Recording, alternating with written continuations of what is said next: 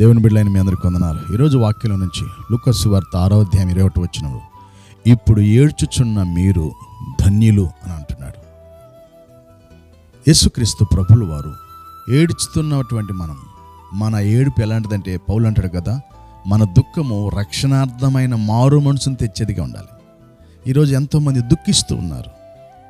వారి జీవితంలో అనారోగ్యంలో ఏడుపు, ఆర్థికతలో ఏడవటం, ఆత్మీయ జీవితాలు కూడా చాలామంది కృంగిపోయి ఆడవటం మనం చూస్తున్నాం. ప్రతి విషయంలో మన ఏడుపును ప్రభు ధన్యకరంగా మార్చబోతున్నాడు. యేసయ్య శిలువ దగ్గర ఉన్న తల్లులను చూసి, అమ్మా నా కోసం ఏడవకండి, మీకోసం మీ పిల్లల కోసం ఏడవమని చెప్పి ఆయన తెలియపరిచినాడు. ప్రార్థన. తండ్రి మీకు వందనాలు. ఆ విధంగా నాయన మా ఏడుపులను మీరు ధన్యకరంగా మార్చబోతున్నారు. చూస్తున్న నీ కుమారులు దేశ విదేశాల్లో ఏ విషయంలో ఏడుస్తున్నారు మీరే దీవించి ఆశీర్వదించి ఏడుపును మాన్పి నీ దుఃఖ దినములు సమాప్తమైనవి అని వాగ్దానం నెరవేర్చమని యేసు నామములో వేడుకుంటున్నాం తండ్రి. ఆమేన్, ఆమేన్. God bless you.